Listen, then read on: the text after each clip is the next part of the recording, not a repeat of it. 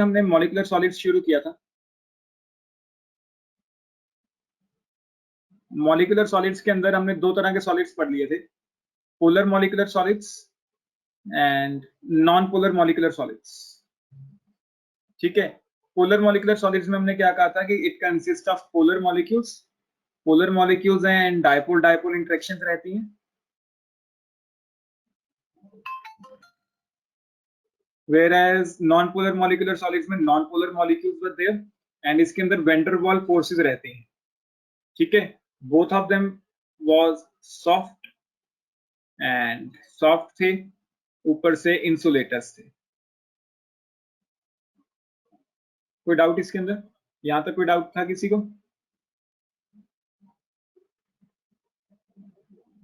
जो आज हमने क्लास में स्टडी करना है वो है third type of solid, hydrogen bonded molecular solids.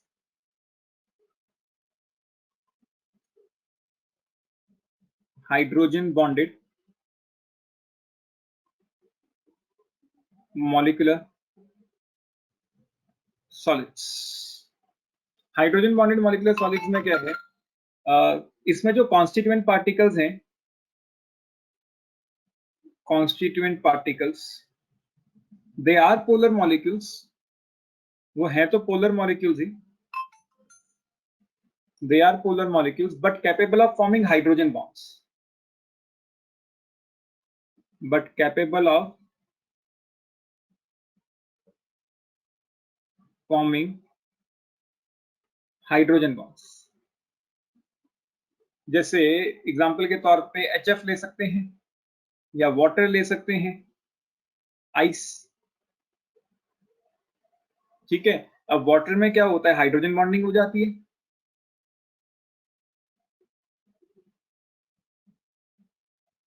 ठीक है, तो ऐसे सॉलिड्स को हम क्या बोलते हैं, हाइड्रोजन बॉन्डेड मॉलिक्यूलर सॉलिड्स। क्योंकि इसके अंदर पोलर मॉलिक्यूल्स ही हैं, इसीलिए मैं कह सकता हूं it is a special category of polar molecular solids.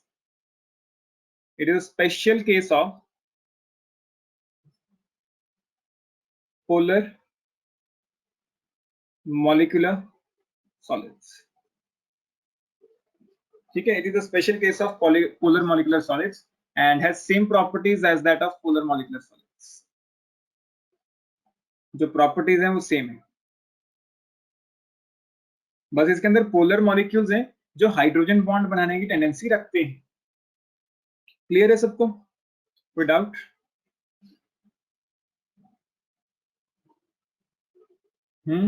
Tanvi, रचित, क्लियर है? क्लियर है सर।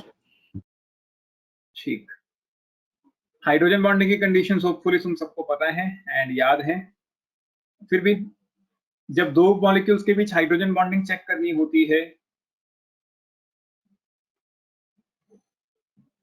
हाइड्रोजन बॉन्डिंग चेक करनी है बिटवीन टू मॉलिक्यूल्स। ठीक है, तो किसी एक मॉलिक्यूल में HF, HO एंड HN इनमें से कुछ एक होना चाहिए एंड दूसरे मॉलिक्यूल में FON इनमें से कुछ एक होना चाहिए। दो मॉलिक्यूल्स के बीच हाइड्रोजन बॉन्डिंग होती है, किसी एक में इनमें से एक, किसी एक में इनमें से एक। जैसे इसके अंदर मुझे OH मिल गया, इसके अंदर OH मिल गया तो इसके अंदर O मिल गया, तो दोनों कंडीशन सेटिस्फाइड है। एक मॉलिक्यूल में मुझे OH मिल चुका था एंड एक मॉलिक्यूल में मुझे O मिल चुका था।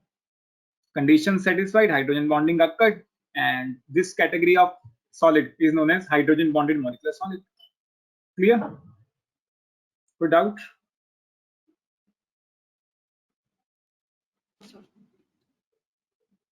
नहीं सर एक बार से बता दो। ऐसे सॉलिड जिसके अंदर हाइड्रोजन बॉन्डिंग हो सकती है, पोलर मॉलिक्यूल्स ही हैं, लेकिन ऐसे पोलर मॉलिक्यूल्स जो हाइड्रोजन बॉन्ड बनाने की टेंडेंसी रखते हैं उनको हम बोलते हैं polar hydrogen bonded molecular solids.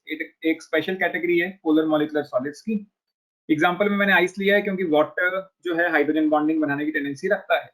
और भी एग्जांपल ले सकते हैं जैसे HF, hydrogen fluoride. Hydrogen fluoride के जब हम दो मॉलिक्यूल्स लेते हैं they also has the tendency to show hydrogen bonding, तो ये भी हमारा हाइड्रोजन बॉन्डेड मॉलिक्यूलर सॉलिड्स में आ जाएगा।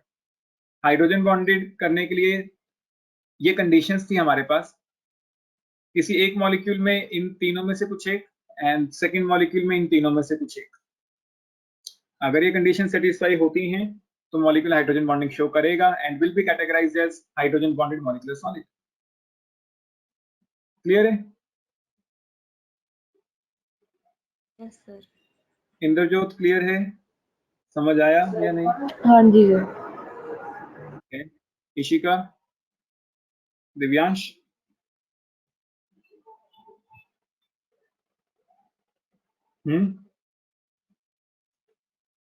करो नोटिस से करो, फिर आगे करते हैं। निहारिका समझ आया? Yes sir. अभी अभी तो ज्वाइनिंग की, इतनी जल्दी समझ आ गया? ये तो पिछले साल में किया था ना। आज जिया नहीं आई? उसको पूछती हूँ। क्या पूछोगे, फोन तो स्विच ऑफ आ रहा है।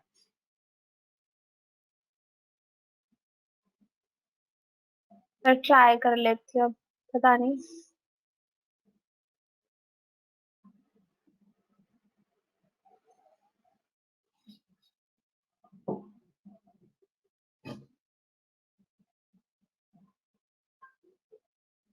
जिया नहीं आई, और कौन नहीं आया?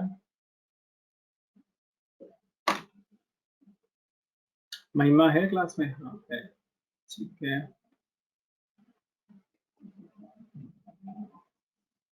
बस फिर बाकी तो आए है ना, रचित भी है। ठीक है, इसे नोट करो, फिर आगे करते हैं।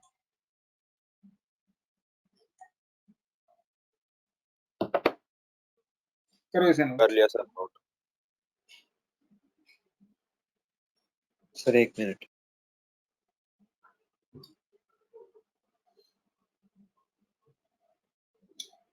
इंद्रजोत, क्या HCl को हम हाइड्रोजन बॉन्डेड मॉलिक्यूलर सॉलिड्स में डाल सकते हैं? HCl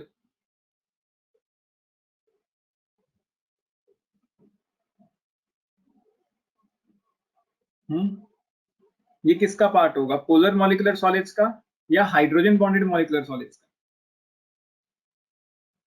सर ये पोलर में होगा। हाँ, ये पोलर में होगा, हाइड्रोजन बॉन्डिंग में नहीं आएगा, क्योंकि इसमें क्लोरीन है एंड क्लोरीन इस कैटेगरी में कहीं नहीं आता, क्लोरीन आता है। ठीक है, ठीक है, तो ये पोलर मॉलिक्यूलर सॉलिड्स में आएगा, PMS। करो नोट करो इसे, फिर आगे करते हैं। आज इस चैप्टर का थोड़ा सा न्यूमेरिकल पोर्शन शुरू करते हैं ताकि तुम्हें एक होमवर्क दिया जा सके।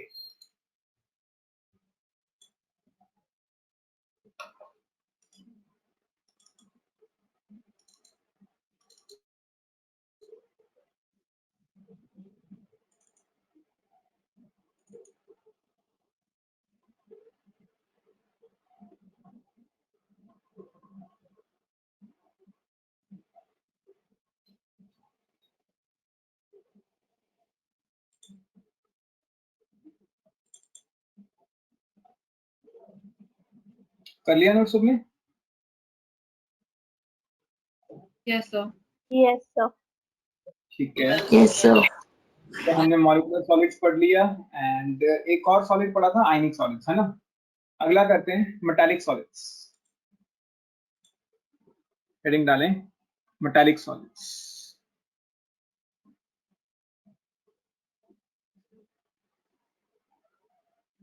मेटालिक सॉलिड नाम से क्लियर हो रहा है, कॉन्स्टिट्यूएंट पार्टिकल्स आर मेटल्स। जो इसके कॉन्स्टिट्यूएंट पार्टिकल्स हैं ये कौन से हैं, metals.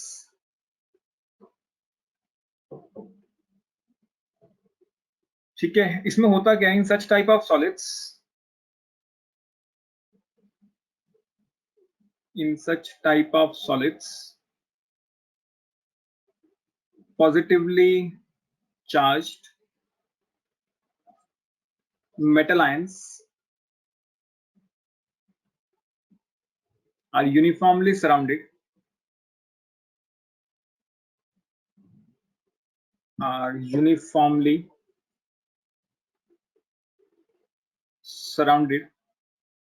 by sea of valence electrons।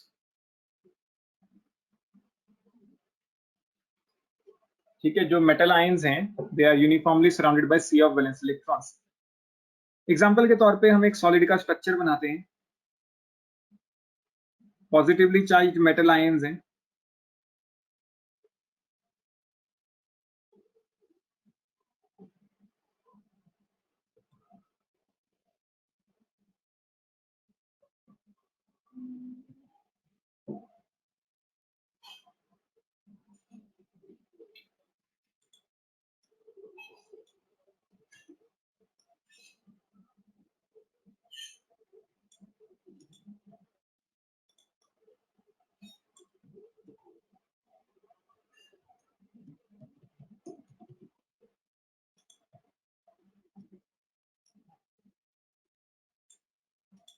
ठीक है, positively charged metal ions uniformly surrounded by sea of valence electrons.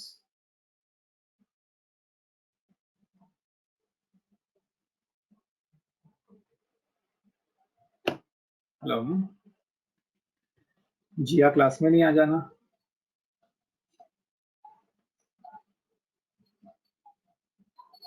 हाँ, कोड नोट करो, लिखो 972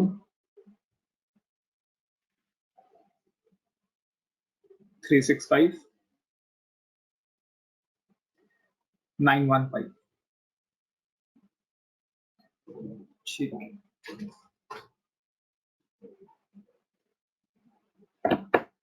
ठीक है, तो metal ions uniformly surrounded by sea of valence electrons. कोई डाउट इसके अंदर?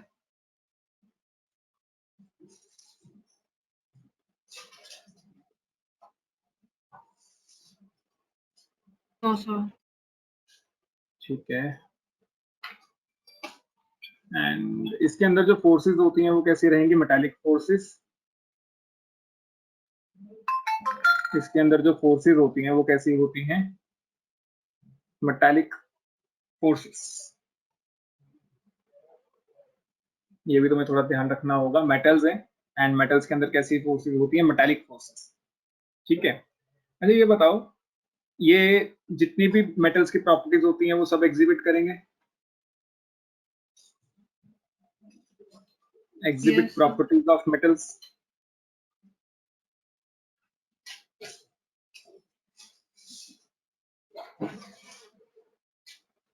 क्या ये कंडक्टर्स होंगे या इंसुलेटर्स होंगे?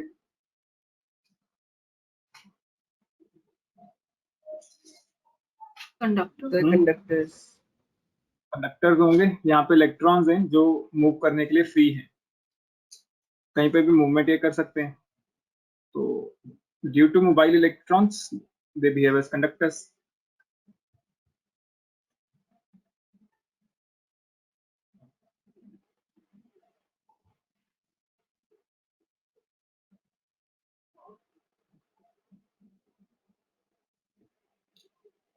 ठीक है, ये नोट करो।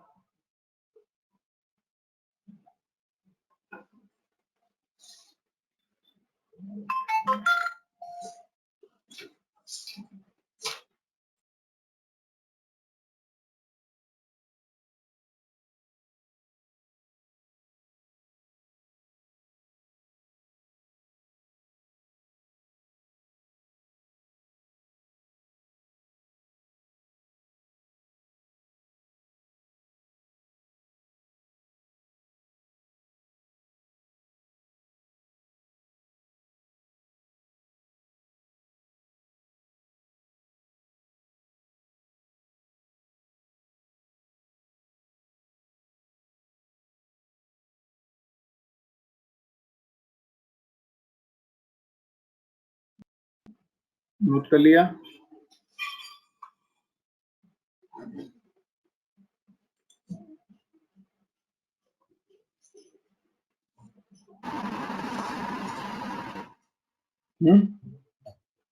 यस सर, कर लिया नोट। ठीक है, तो आगे करते हैं। देखो जिया, फोन मिल गया?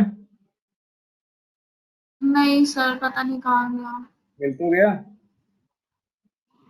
मिल गया मतलब? फोन मिल गया तुम्हें? नहीं, मुझे नहीं मिला। क्योंकि पहले वो फोन स्विच ऑफ आ रहा था एंड अभी अभी मेरे पास मैसेज आया है कि it is now available to take calls. Sir ये पक्का मेरे भाई ने छुपाया है, मैं इतनी देर से ढूंढ रही हूँ। पता नहीं, ठीक है। पहले तो पहले मैंने भी करा, स्विच ऑफ आ रहा था। वो तो आपका कॉल आया हुआ था, इसलिए मैंने मम्मा के नंबर चेक करा, वरना तो मुझे शिवानी मैम को कॉल करके नंबर लेना पड़ता। लिख लिया ये? अच्छा कितना आदित्य करवा एक दी? बात बस यही अभी किया है, छोटा सा टॉपिक, कुछ नहीं किया ज्यादा। आदित्य एक बात बताओ, अगर मैं यहाँ पे टेम्परेचर बढ़ाऊंगा तो कंडक्टिविटी पे क्या फर्क पड़ेगा?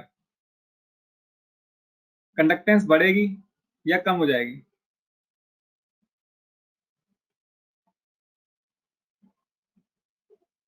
टेम्परेचर बढ़ाने पे ये क्या है, मेटल्स है तो मेटल्स। रेजिस्टिव। हाँ, ये फिजिक्स में क्या था मुझे हमने लगा कि शायद तुम लोग फिजिक्स के स्टूडेंट हो, तुम लोग फिजिक्स का दिन रात पूरा दिन काम करते हो। केमिस्ट्री तो चलो दूर दूर तक नहीं है, लेकिन जब फिजिक्स का टॉपिक आया तब तो एटलीस्ट पता होना चाहिए। रेजिस्टिविटी में क्या था हमने, सेमीकंडक्टर्स में चेंज होता है, मेटल्स में स्पेस ज्यादा होती है तो इनवर्स होता है, तो कंडक्टेंस बढ़ेगी। हाँ, बढ़ेगी। अर्शिया?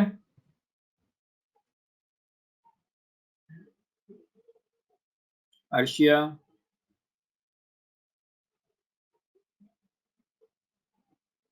कभी कभी मेरा सॉफ्टवेयर वैसे सही दिखाता है। अर्शिया वापस आ गए? नहीं। धनिष्ठा? बढ़ेगी। बढ़ेगी।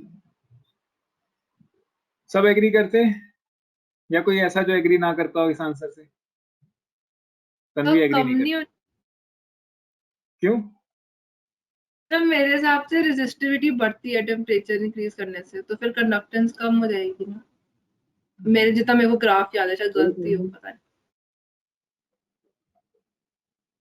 तरणवीर अपने सर आई पॉइंट। थिंक बढ़ेगी सर, क्योंकि जब बढ़ेगी। हम टेम्परेचर इंक्रीज करेंगे तो जो इलेक्ट्रॉन है सर वो उनकी, आई थिंक सर उनकी जो काइनेटिक एनर्जी होगी वो बढ़ेगी थोड़ी, बढ़ेगी।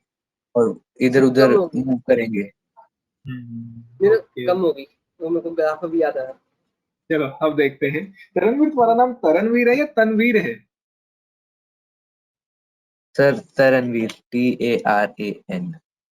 है ना? मैंने फिजिक्स वाले ग्रुप में देखा तो उसमें तनवीर आ रहा था। सर वो मिसप्रिंट होगा सर से, टाइपिंग है। चलो सर देखो। तनवीर भी एक बच्चा है मैथ्स क्लास में। अच्छा तभी। ठीक है। चलो देखो, जब ये नॉर्मल टेम्परेचर था, नॉर्मल टेम्परेचर था तो मेटल्स का रास्ता खुला था एकदम, कहीं पे भी आ जा रहे थे, बड़ी आसानी से इलेक्ट्रिसिटी कंडक्ट कर रहे थे। मैं फिजिक्स वाले कंसेप्ट में ही जा रहा, मैं नॉर्मल कंसेप्ट में जा रहा हूँ। ठीक है, कि भाई जब नॉर्मल टेम्परेचर था तो इनका रास्ता हर तरफ से खुला था, अच्छी कंडक्टेंस थी। ठीक है, ये जो मेटल आयंस होते हैं ना, पॉजिटिवली चार्ज मेटल आयंस, इसको हम कर्नल्स बोलते हैं। क्या बोलते हैं इसको? कर्नल्स। जब मैं टेम्परेचर बढ़ाऊंगा तो कर्नल्स की काइनेटिक एनर्जी भी तो बढ़ेगी। Kinetic energy of colonel's increases. तो क्योंकि ये सॉलिड है तो कर्नल ऐसे भागेंगे तो कहीं पे भी नहीं, क्योंकि सॉलिड है तो मूवमेंट तो रिस्ट्रिक्टेड रहती है। लेकिन सॉलिड्स में कौन सा मोशन होता है? Vibratory motion. तो इनका जो वाइब्रेटरी मोशन है वो भी तो बढ़ेगा। तो vibratory motion of colonel's increases. ठीक है, वाइब्रेटरी मोशन बढ़ गया तो उससे क्या होगा? देखो, पहले ये रास्ता, ये वाला जो रास्ता है, यहाँ पे कोई रुकावट नहीं थी, इलेक्ट्रॉन बड़े आराम से आ जा रहा था। अब कर्नल्स ने वाइब्रेट करना शुरू कर दिया। वाइब्रेट करना शुरू कर दिया तो मतलब ये इस रास्ते को थोड़ा सा ब्लॉक करने लग गए। जब ये रास्ता ब्लॉक होने लगेगा तो क्या इलेक्ट्रॉन्स की मूवमेंट पहले की तरह फ्री रहेगी या अब कुछ ऑब्स्ट्रक्शंस आएंगी? सर आएंगी, ऑब्स्ट्रक्शंस आएंगी। आएंगी तो कंडक्टेंस क्या हो जाएगी? कम हो जाएगी। ठीक है, तो मेटालिक कंडक्टर्स के केस में with increase in temperature conductance decreases. ये मैं लिखवा देता हूं, बहुत इंपॉर्टेंट 1 नंबर का क्वेश्चन है। In case of metallic conductors,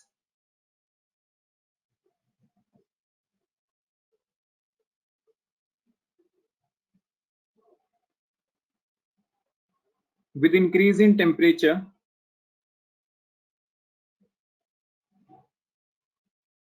conductance decreases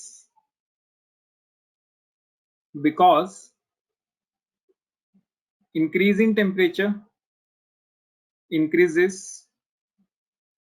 kinetic energy of kernels, which increase their vibratory motion, which increase their vibratory motion. Movement तो हो रही है, कौन सी मूवमेंट? वाइब्रेशन वाली, क्योंकि सॉलिड्स में वाइब्रेटरी मोशन ही तो होता है, which increases their vibratory motion, and hence flow of electron is obstructed.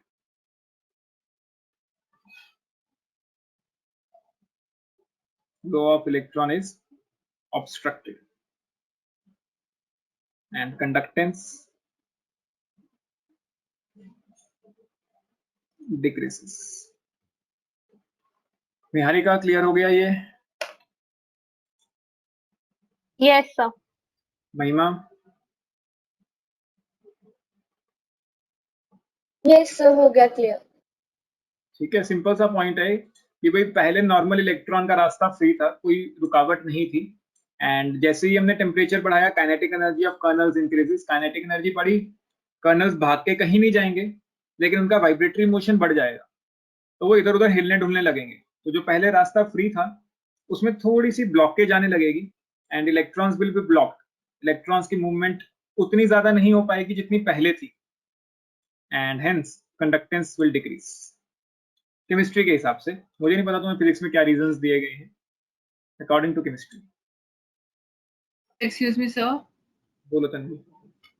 तो इस डायग्राम में कर्नल क्या है, मुझे समझ नहीं आ रहा। ये जो पॉजिटिवली चार्ज मेटल आयंस है ना, यस सर। इसको हम कर्नल बोलते हैं।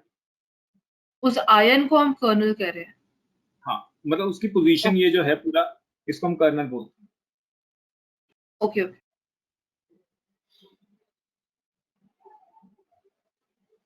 सर अगर हीट कर करके ये लिक्विड बन गया मेटल, फिर तो ज्यादा ही होगी इसकी कंडक्टेंस। सॉलिड स्टेट पढ़ रहे हैं, लिक्विड स्टेट में अगर रहना टेम्परेचर बढ़ाते रहेंगे फिर तो जाएगा ही लिक्विड में। मतलब हमने सिर्फ एक ये इफेक्ट देखा कि वो रहा सॉलिड ही, लेकिन सॉलिड भी रहते रहते क्या इफेक्ट आएगा। अच्छा ठीक है, हम उसका फेस ट्रांजिशन नहीं कर रहे हैं।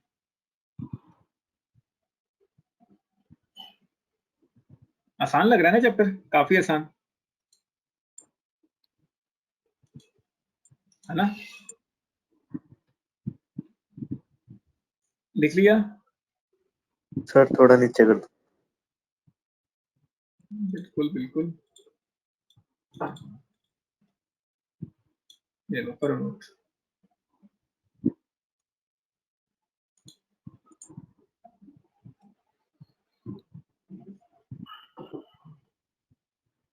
तुम लोगों का ना एक छोटा सा टेस्ट आना है, पेंडिंग है 2।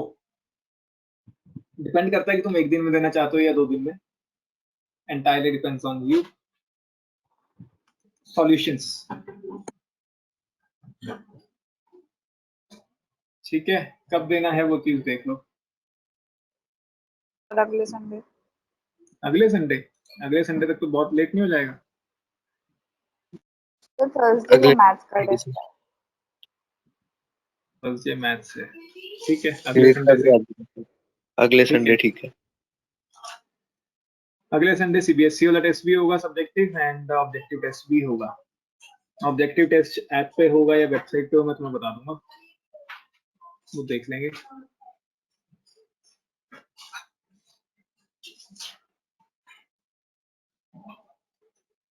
लिख लिए?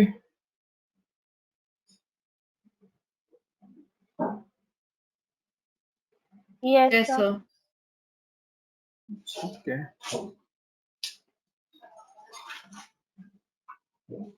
आगे पढ़ते हैं। कोवलेंट सॉलिड,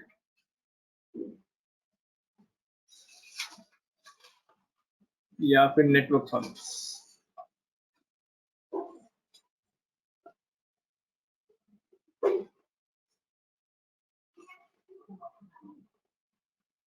ठीक है, इन ऐसे सॉलिड्स जिसमें नेटवर्क लाइक स्ट्रक्चर होता है,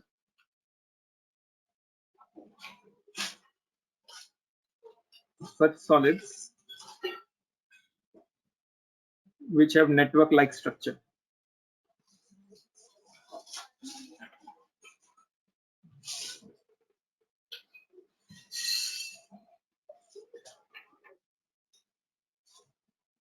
Are known as covalent solids.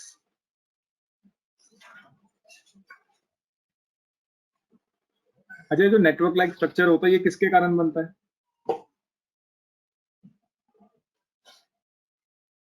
कोई idea?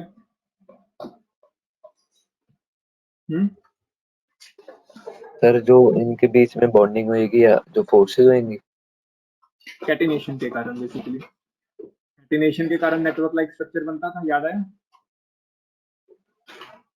Yes sir yes. Self linking property.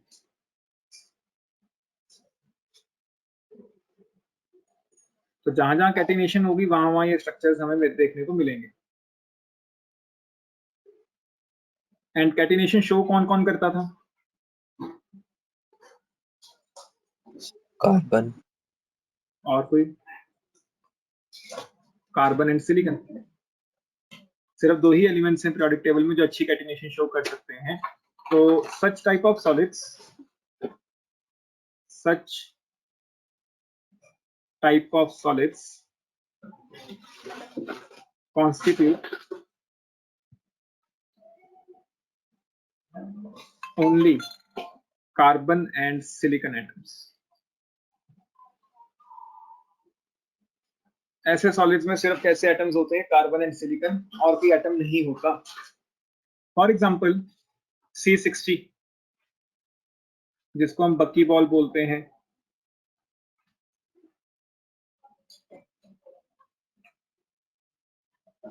या बकमिंस्टर फुलरिन,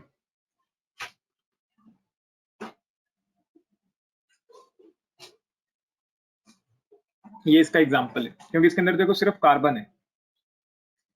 ठीक है, अगर मैं अकेले सिलिकॉन की बात करूं, सिलिकॉन भी कैसा सॉलिड बना के देगा? Network solid.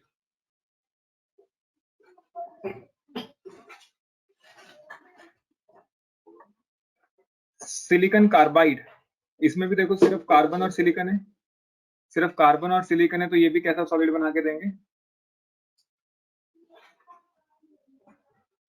Network solids.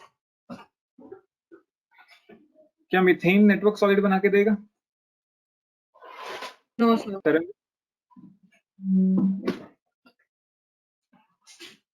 नहीं सर, मीथेन, इसमें हाइड्रोजन नहीं आ गया सर। हाँ इसके अंदर हाइड्रोजन आ गया तो ये नॉन पोलर मॉलिक्यूलर सॉलिड्स में रहेगा और किसी सॉलिड के अंदर ये नहीं जाएगा।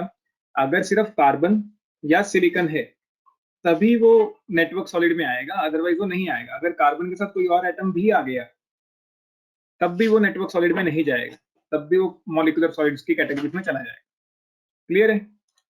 कई बच्चे सोचते हैं कि कार्बन तो है या कोवलेंट बॉन्ड तो है तो इसको हम कोवलेंट सॉलिड की कैटेगरी में डालेंगे, लेकिन ऐसा नहीं है। अगर कोवलेंट सॉलिड की कैटेगरी में सिर्फ वो चीजें आएंगी जहां पे सिर्फ कार्बन हो या सिर्फ सिलिकॉन हो या mixture of carbon and silicon हो, उसके अलावा कोई तीसरा एटम नहीं होना चाहिए। क्लियर? कोई डाउट? No sir. धनिष्ठा, क्या डायमंड को इस कैटेगरी में डाल सकते हैं?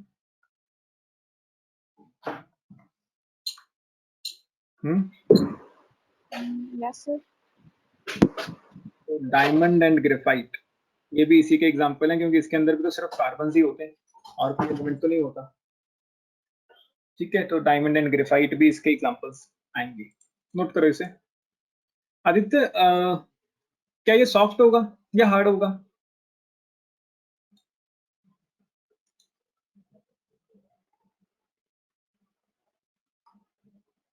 तो डायमंड सॉफ्ट तो नहीं होता, हार्ड ही होता है। ग्रेफाइट तो होता है। अर्शिया, क्या ये सॉफ्ट सॉलिड्स हैं या हार्ड हैं? सर हार्ड ही होगा। हार्ड ही होगा। इशिका,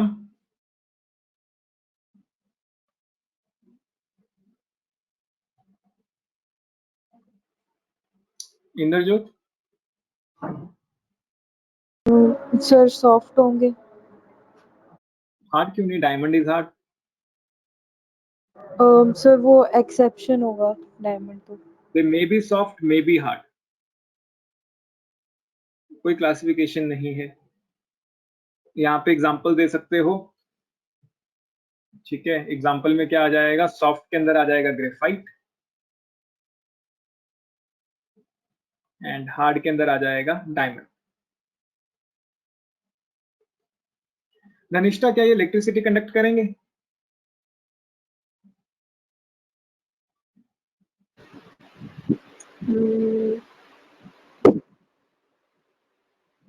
पता नहीं सर, शायद दे हाँ। May be conductors, may be insulators. Graphite तो करता है सर, क्योंकि उसमें होता है ना एक freely bound diamond electron. May be conductors like graphite, may be insulators like diamond.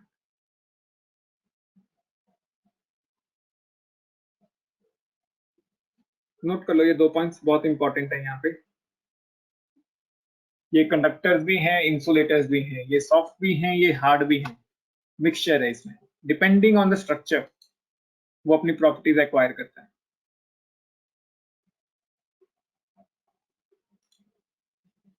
Done sir. Done? कोई डाउट किसी को? No doubt sir, 2 minute note करो। महिमा क्लियर है? दिव्यांश, जिया? हाँ जी सर, क्लियर है। Yes sir. ये बेकार सा टॉपिक हुआ खत्म, एंड अब असली टॉपिक पे आते हैं सॉलिड के, है ना? क्लासिफिकेशन। नोट करो। हाँ हाँ हाँ, आराम से करो, कोई टेंशन वाली बात नहीं। ये मुझे मतलब बहुत थ्योरेटिकल से टॉपिक जो होते हैं ना, वो मजा नहीं आता पढ़ा के, लेकिन फिर भी इसमें कम से कम कुछ समझाने लायक तो था।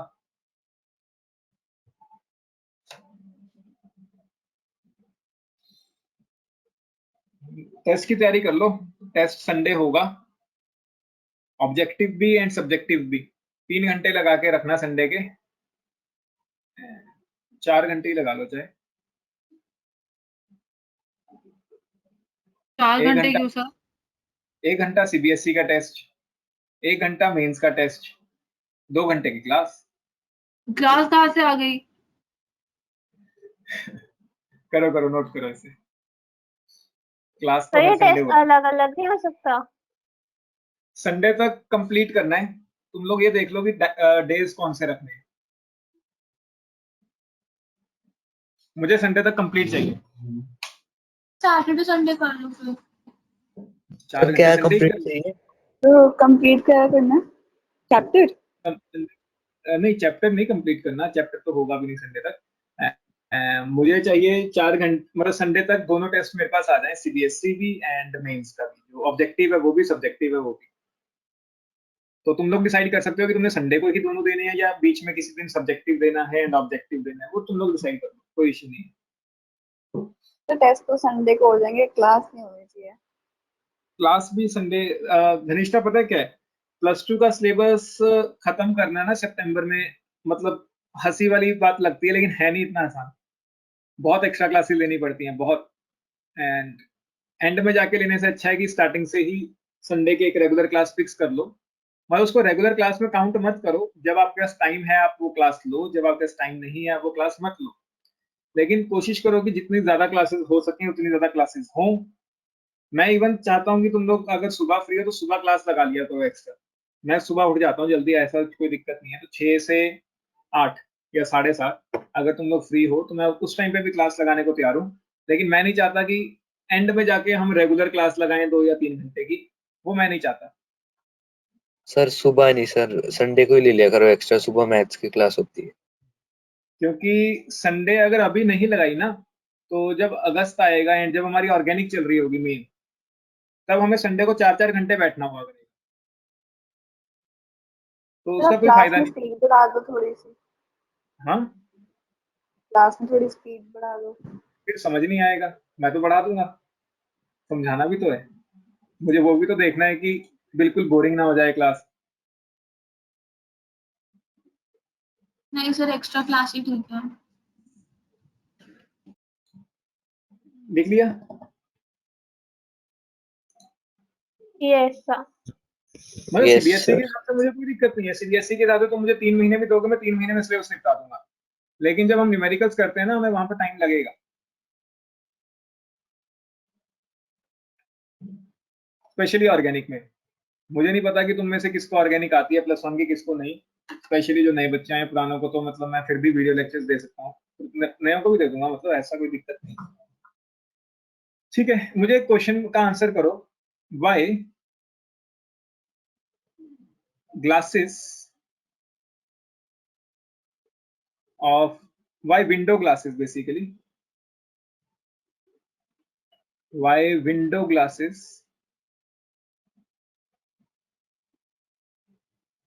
of old buildings, of very old buildings कर लो,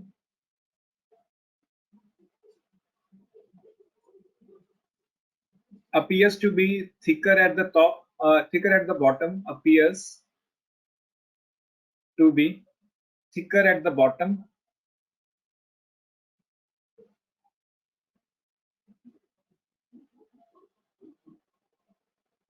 and thinner at the top।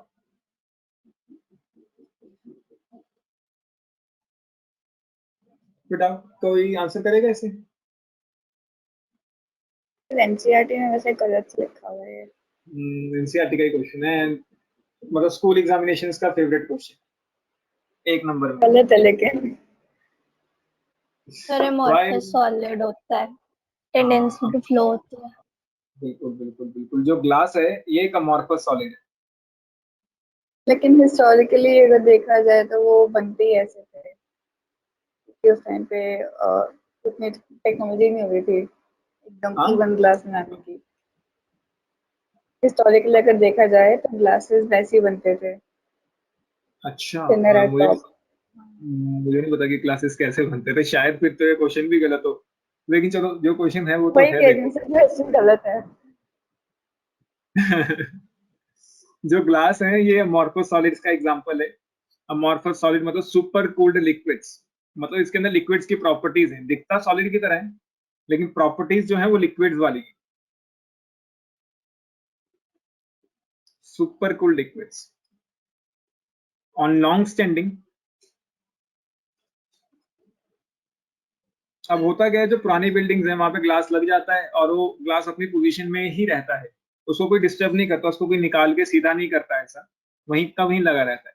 तो काफी देर तक on long standing they have tendency to flow,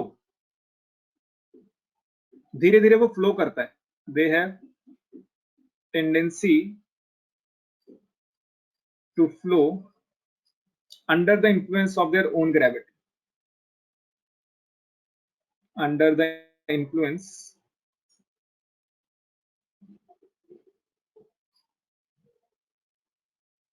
of their own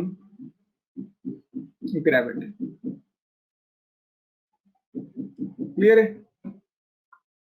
जो ग्लास है वो एक सुपर कूल लिक्विड है, एंड जब वो काफी देर तक अपनी पोजीशन में खड़ा रहता है, काफी देर मतलब कुछ साल, बहुत साल, ये नहीं कि 1-2 दिन, जब वो काफी देर अपनी पोजीशन में खड़ा रहता है तो वो धीरे धीरे धीरे धीरे फ्लो कर जाता है, एंड ऐसा लगता है कि वो नीचे से मोटा हो गया एंड ऊपर से पतला हो गया।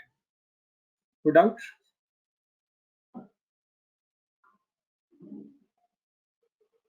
क्लियर है या नहीं? क्लियर है सर। ठीक, नोट करो।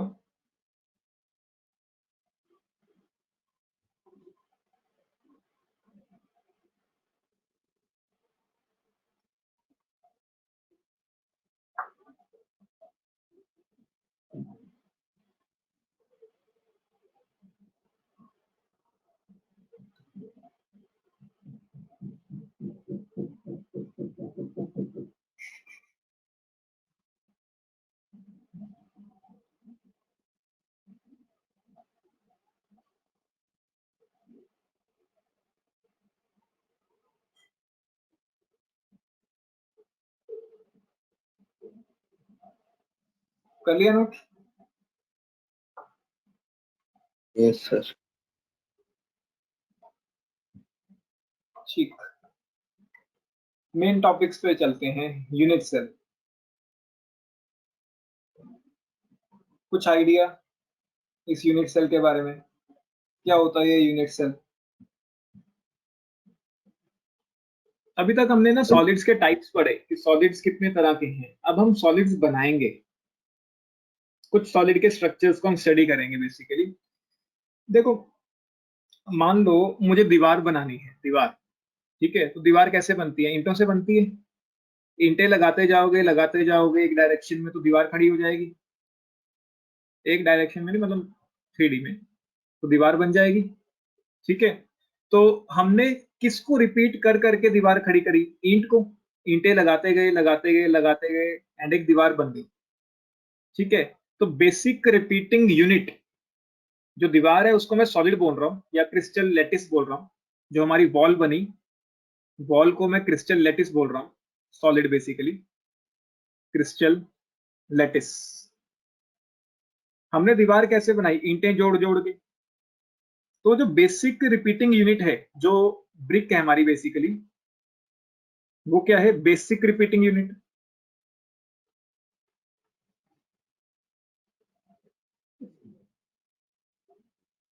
ठीक है, तो बेसिक रिपीटिंग यूनिट जो होता है हमारा ऑफ एनी क्रिस्टल लैटिस, उसी को हम क्या नाम देते हैं? यूनिट्स, जिसको बार बार रिपीट करके पूरा एक स्ट्रक्चर तैयार किया जा सकता है। तो basic repeating unit of any crystal lattice is known as unit cell, which when repeated in 3 dimensions generate the whole crystal lattice. कोई डाउट किसी को? अच्छा, एक बात बताओ, अगर ईंट पक्की लोगे तो दीवार भी अच्छी बनेगी, है ना? अगर ईंट अच्छी लोगे तो दीवार भी तो अच्छी बनेगी ना, उसकी स्ट्रेंथ भी तो अच्छी रहेगी। तो यस। मतलब अगर मुझे किसी दीवार की प्रॉपर्टीज को स्टडी करना है, किसी दीवार की प्रॉपर्टीज को स्टडी करना है, तो मैं ये कह सकता हूँ कि अगर मैं ईंट की प्रॉपर्टीज को स्टडी कर लूं तो दीवार की प्रॉपर्टीज ऑटोमेटिकली अंडरस्टूड होंगी। अगर ईंट की प्रॉपर्टीज अच्छी हैं, अगर ईंट अच्छी है तो दीवार भी अच्छी बनी होगी। अगर ईंट बेकार है तो दीवार भी बेकार ही बनी होगी।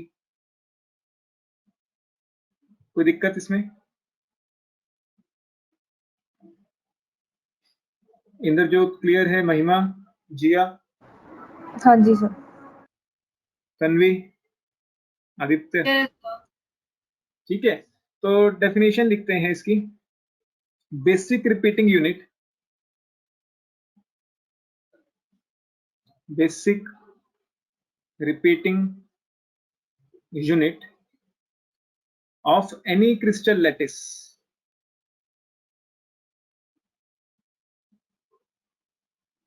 basic repeating unit of any crystal lattice या space lattice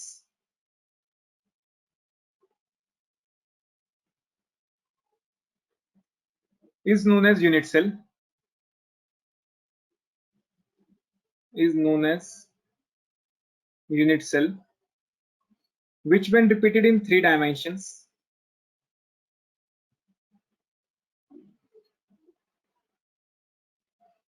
which when repeated in 3 dimensions generates the whole crystal lattice.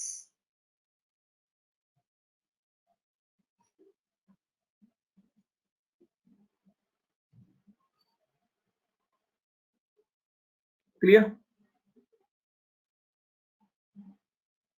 Yes sir sir. बोलो। सर लैटिस का मतलब क्या होता है? मीन्स स्ट्रक्चर, लैटिस का मतलब structure, okay sir. Crystal structure. ठीक है, properties of this crystal lattice,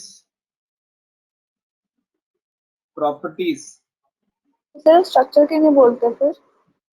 हाँ बस वैसी लैटिस नाम दिया हुआ है, लैटिस 3D क्रिस्टल स्ट्रक्चर, पुराना सा नाम लगता है, ऐसा सच कोई दिक्कत नहीं है।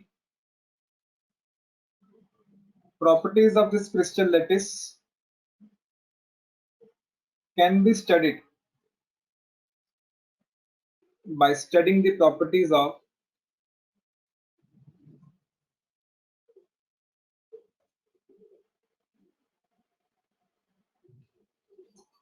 unit cell।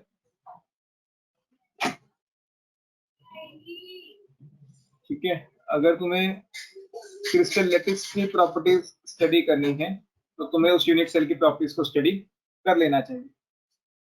करो इसे।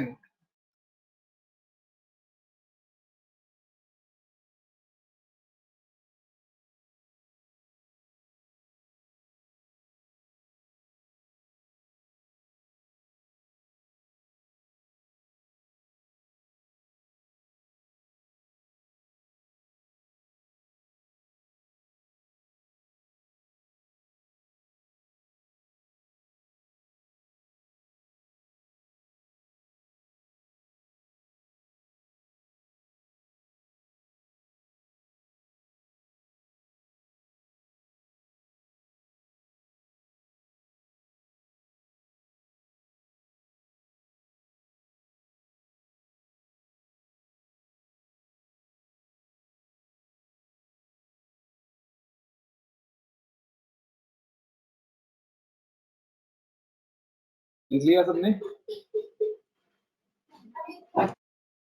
Yes sir.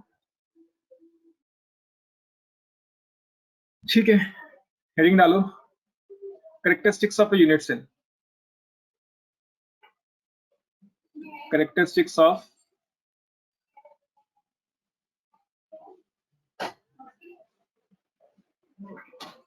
Unit cell.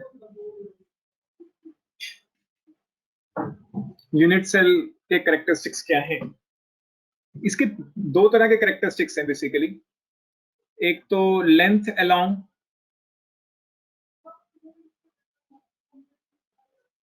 x, y and z axis respectively.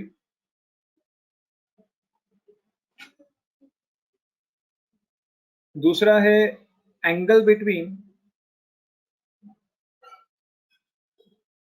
Various axis. Angle between various axis. जो लेंथ है उसको हम नाम देते हैं ए बी सी, एंड जो एंगल्स हैं वो है अल्फा बीटा एंड गामा। समझो इसे। यहां से अब थोड़ी सी ड्राइंग वाला पोर्शन शुरू होता है, तो पेन पेंसिल निकाल लें एंड ड्राइंग शुरू करें, है ना। क्यूब बनाना तो सबको आता है।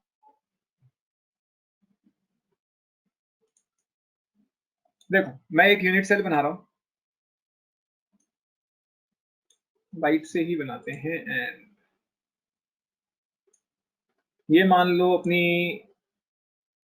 एक एक्सिस, या पहले क्यूब बनाते हैं, छोड़ो इन सब चीजों को।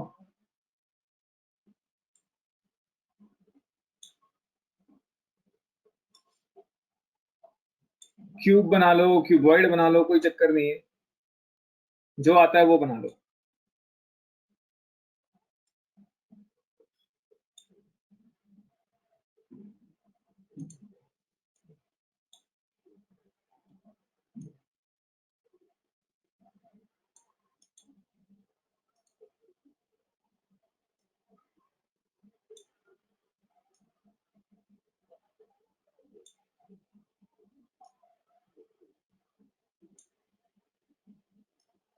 ये मेरा एक यूनिट सेल है, एक ईंट है बेसिकली, ठीक है। अब इसमें से तीन एक्सिस गुजारता हूं मैं, देखो ये एक एक्सिस है, एक एक्सिस ये जा रही है ऊपर को, एंड एक एक्सिस ये जा रही है।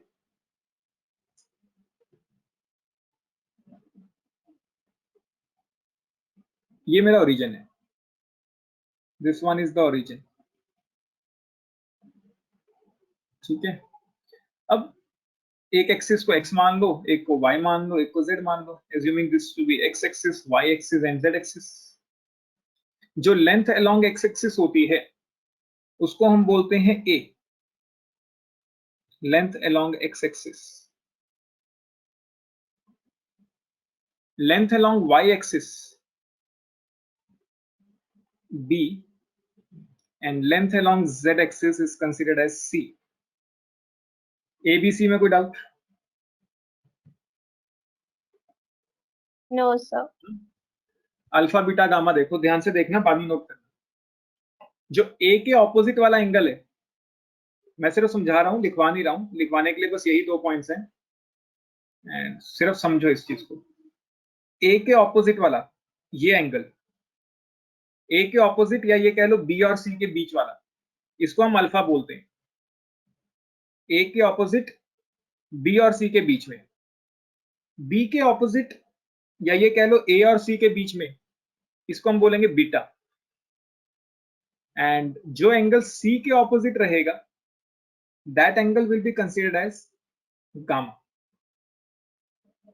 कोई डाउट? No sir. क्लियर है?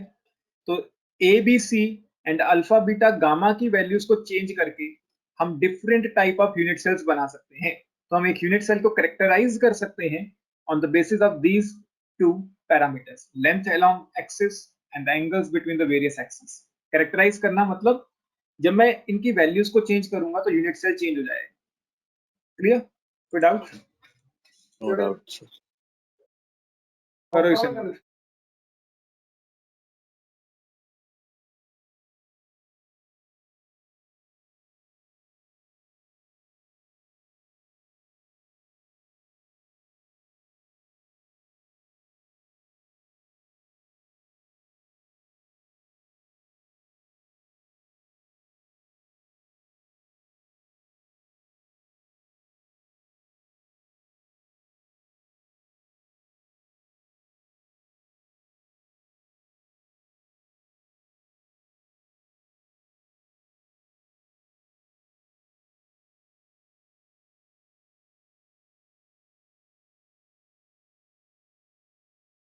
बना लिया ये? Sir 1 minute.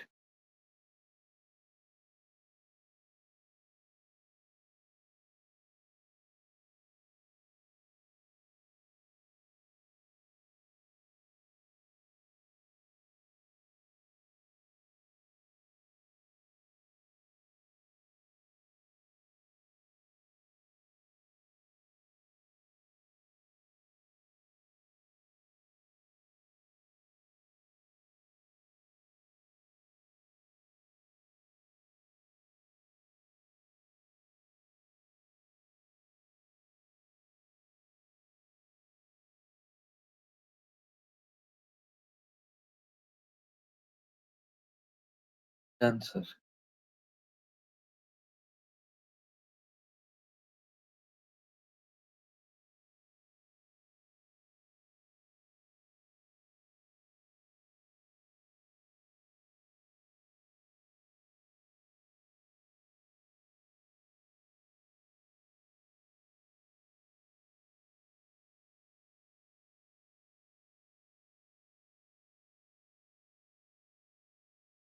ये different type of research system है एंड बेसिकली जो सीबीएसई सिलेबस में है वो सिर्फ क्यूबिक है, लेकिन फिर भी तुम्हें याद होना चाहिए। अगर एक क्यूबिक सेल है तो उसमें a equal to B equal to C होता है एंड अल्फा बीटा गामा किसके बराबर होता है? 90 डिग्री के। ये मत याद करो, ये अभी याद करने की कोई जरूरत नहीं है, ये अपने आप चैप्टर में एंडिंग तक जाते जाते याद हो जाएगा। सीबीएसई में सिर्फ हमने क्यूब लेके चलना है हर एक चीज को, लेकिन मेंस में बहुत बार ऐसा क्वेश्चन देखा गया है, तुम्हें ये वैल्यूज दे देते हैं एंड फिर ऑप्शन में पूछा होता है कि ये किस टाइप के सेल का है, ये वैल्यूज किस टाइप के सेल्स को करस्पॉन्ड करती है।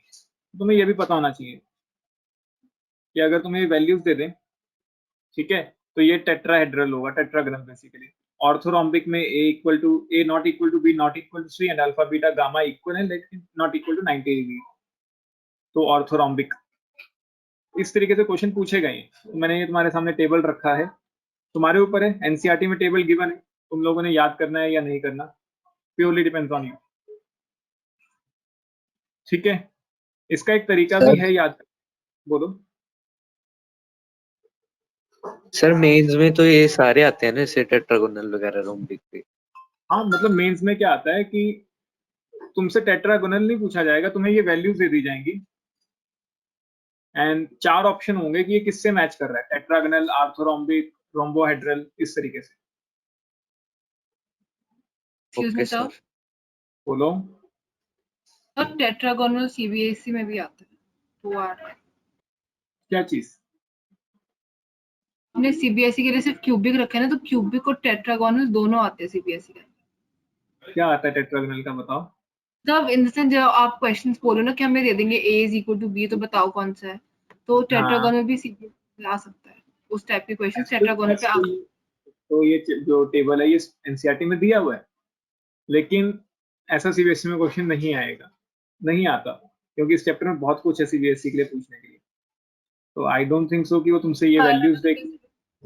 हाँ मेरे स्कूल में आया था ना, मैं इसलिए बोल रही थी कि वो भी आता है। चलो फिर तो और भी बढ़िया है, फिर तो सारा याद कर लो, है ना। फिर तो अगर नहीं नहीं टेट्रागोनल सर, आया इस है बाकी भी आ सकता है। फर्स्ट और सेकंड ही है बस, उससे ज्यादा नहीं। रिकॉर्डिंग तो मिल जाएगी धनिष्ठा, इतनी भी जल्दी क्या है, अभी केमिस्ट्री की क्लास पे ध्यान देते हैं या नहीं। तो मेरे ध्यान में आया था, मुझको लगा मैं इससे पहले मैं भूल जाऊं, पोस्ट कर देता हूं। ठीक है ठीक है। तो देखो इसका याद करने का याद। हम्म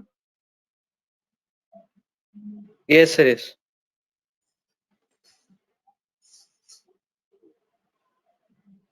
तो इसको याद करने का तरीका देखो, क्यूबिक, फिर रखो इसमें टेट्रागोनल,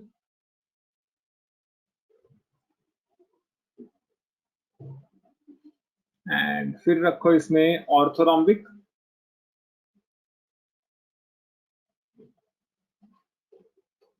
फिर इसमें रखो मोनोक्लिनिक,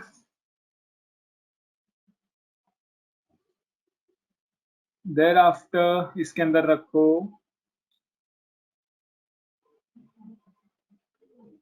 देयर ट्राइक्लिनिक,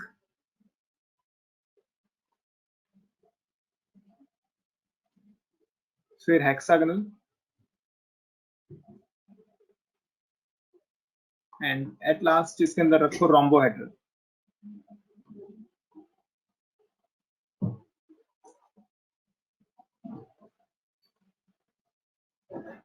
क्यूबिक की बात करेंगे तो A equal to B equal to C and alpha equal to beta equal to gamma equal to 90 degree. कौन से बेसिस पे लिखा है? हाँ, जो सीक्वेंस आपने लिखा है कौन किस बेसिस पे लिखा है? अभी बताता हूँ। पहले सीक्वेंस बनने तो अभी नोट मत करना, मुझे खुद सीक्वेंस याद नहीं किस तरीके से मैंने इसको याद किया था उस टाइम। मैंने इसका एक तरीका बनाया था याद करने का, मैं याद कर रहा हूँ थोड़ा सा एंड बन तो रहा है। देखो तुम्हें मतलब थोड़ा सा हिंट लग जाएगा एंड अगर पेपर में आ जाता है तो आसानी से इसको कवर अप कर सकते हो।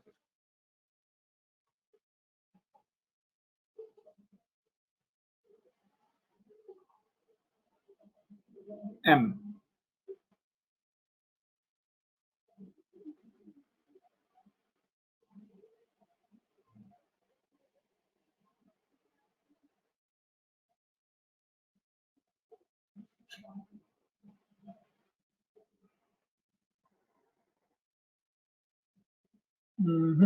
ऐसा तो नहीं था, यहाँ तो सीक्वेंस डिस्टर्ब हुआ। C टॉम देयर, C तो आ गया क्यूबिक के लिए, T हो गया टेट्राहेड्रल के लिए, ओम मोनोक्लिनिक,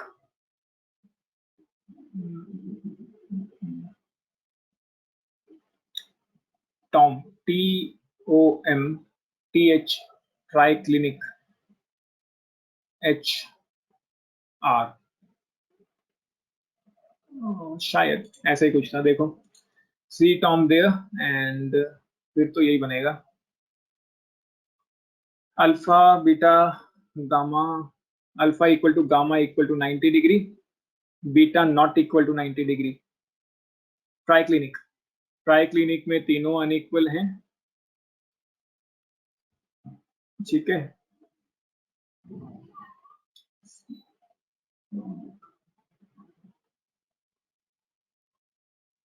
ट्राइक्लिनिक अगर मोनोक्लिनिक से पहले है तो थोड़ा सा सीक्वेंस भी बन रहा है थोड़ा। नहीं, मैंने उस तरीके का सीक्वेंस नहीं बनाया था, मैंने अलग ही सीक्वेंस बनाया था।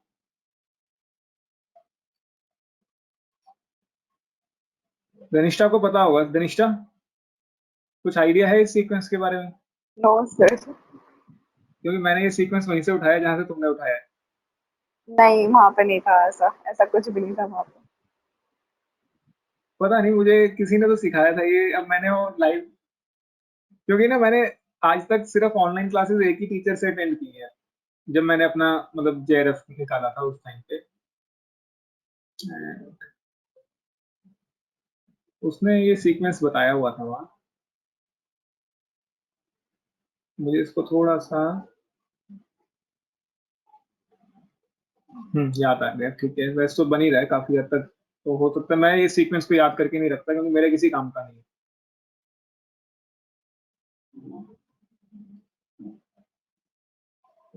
देखो भाई, इस तरीके से याद कर सकते हो। शुरू वाले में तीनों इक्वल थे, ठीक है, फिर एक अनइक्वल हुआ, फिर सभी अनइक्वल होते गए, लास्ट में फिर से बस एक अनइक्वल हुआ एंड लास्ट में फिर से क्या हो गया, सारे के सारे इक्वल हो गए। मतलब पीरियोडिसिटी सी आ रही है ना, पहले सारे इक्वल हैं, एक अनइक्वल हुआ, नीचे से भी ऐसे शुरू कर दो, सारे इक्वल एक अनइक्वल एंड बीच वाले सारे अनइक्वल रहेंगे। समझ आ रहा है क्या कह रहा हूं? Yes sir, yes. एक इक्वल, सारे के सारे इक्वल, नीचे से भी सारे के सारे इक्वल, एक अनइक्वल, मतलब थोड़ा सा आइडिया मिल जाएगा, वहां ऑप्शंस तो हैं एंड गैस ही करना है एक तरह से। एक अनइक्वल, बाकियों में देखो सारी की सारी जगह क्या है, अनइक्वल वाला पैटर्न रहेगा सारी जगह।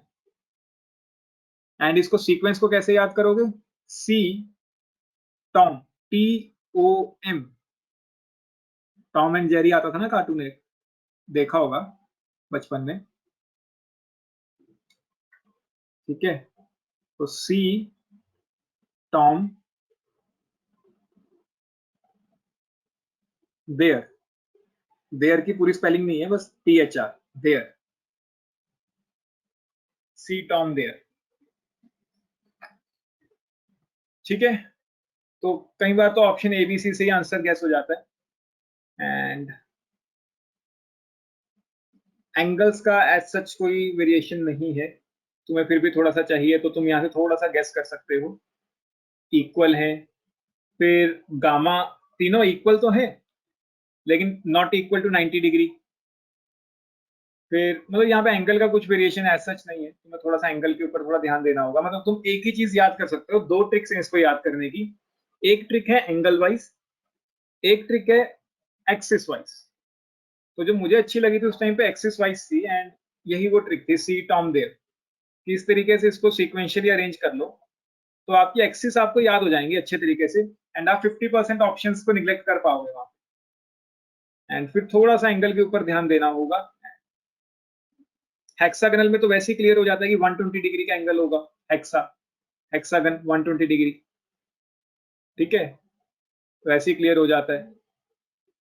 एक हेक्सागन याद रख लो, एंड मेरे हिसाब से एक मोनोक्लिनिक याद रख लो। अगर इसके एंगल्स याद कर सकते हो तो वहां पे ऑप्शंस बड़ी आसानी से तुम निगलेक्ट करके आंसर निकाल पाओगे, और एक क्वेश्चन आने के बहुत ज्यादा चांसेस रहते हैं ऐसे इस फ्रेम पे, ठीक है। नोट कर लो इसे, फिर आगे करते हैं। सर बोलो। सर जो ये ऑर्थोरोम्बिक है जिसमें alpha is equals to beta is equals to gamma, जमीन से एंगल इक्वल है लेकिन ये तीनों एंगल 90 के बराबर नहीं है, उसके कम या ज्यादा होंगे? हाँ, मतलब एंगल 90 डिग्री नहीं है, उसके आगे पीछे का एंगल टेढ़ा सा ओके स्ट्रक्चर बना, ठीक है। मतलब ये सबसे दो आसान है याद करने के लिए एंगल वाइज। एक तो हेक्सागनली याद हो जाएगा कि गामा इज 120, एक मोनोक्लिनिक याद रख लो, तो उस हिसाब से ऑप्शन बड़ी आसानी से वहां पे निकल आते हैं। मतलब यहाँ तो मैं सिर्फ एक तरीका बता सकता हूँ, कुछ हेल्प कर सकता हूँ याद कराने के लिए, बाकी याद करना तुम्हारे ऊपर है। मेरे हिसाब से सबसे अच्छा तरीका यही है। एंगल वाला भी तरीका होता है काफी वीडियोस में, तुम्हें इवन शायद यूट्यूब पे भी मिल जाए कोई एक तरीका ऐसे याद करने का। बाकी अपना आदित्य एक्सपर्ट है ही इस सब कामों में।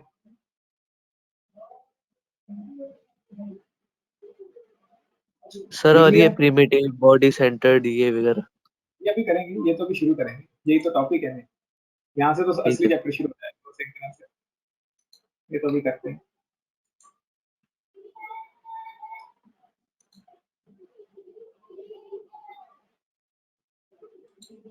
कर लिया नोट? कैसा? सबने? Arshia? Yes, sir. Yes, sir. चलो अब बोरिंग सी चैप्टर से हटते हैं थोड़ा सा, अब थोड़ा असली चैप्टर पे वापस आते हैं। मुझे एक बात बताओ कि लेटिस पॉइंट्स क्या होते हैं? Lettuce points,